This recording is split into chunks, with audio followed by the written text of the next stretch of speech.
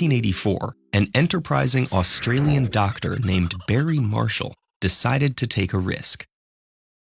Too many of his patients were complaining of severe abdominal pain due to stomach ulcers, which are sores in the lining of the upper intestinal tract.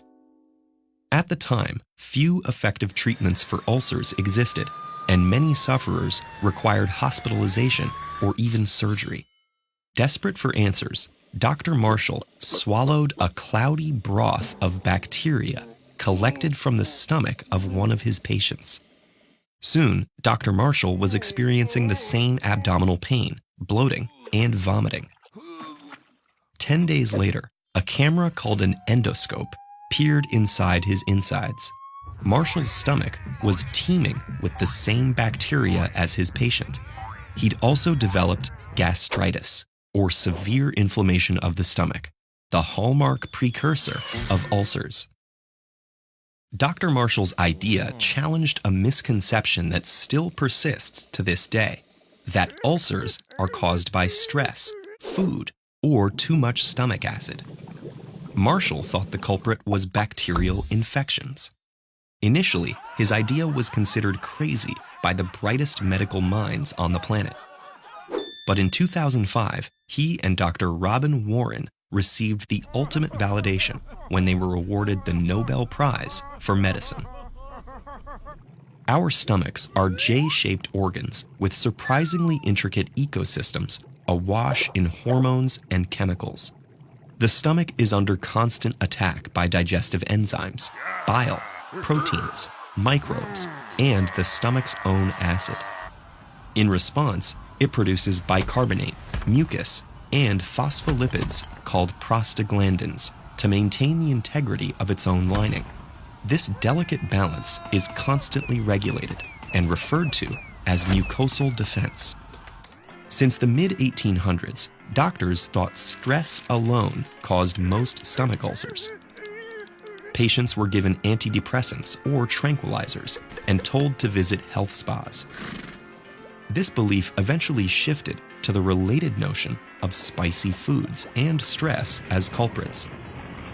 Yet no convincing study has ever demonstrated that emotional upset, psychological distress, or spicy food directly causes ulcer disease. By the mid-20th century, it was widely accepted that excess hydrochloric acid prompted the stomach to eat itself.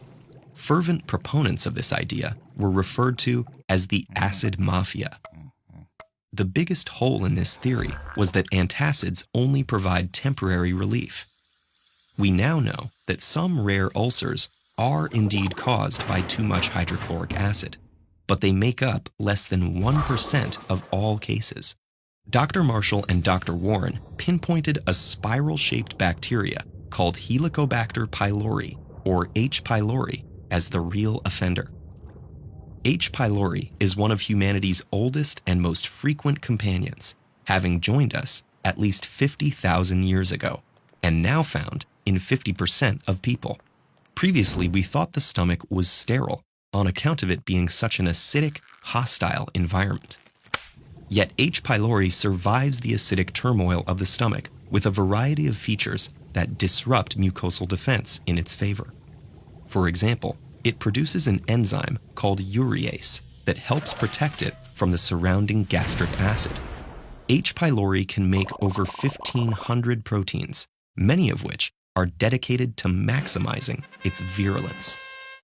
We still have unanswered questions, like why specific people develop ulcers at particular times. However, we do know individual genetics, other medical problems, use of certain medications, smoking, and the genetic diversity of Helicobacter strains all play a role. In particular, certain pain medications used to reduce inflammation in joints have been discovered to work with H. pylori to create more severe stomach ulcers.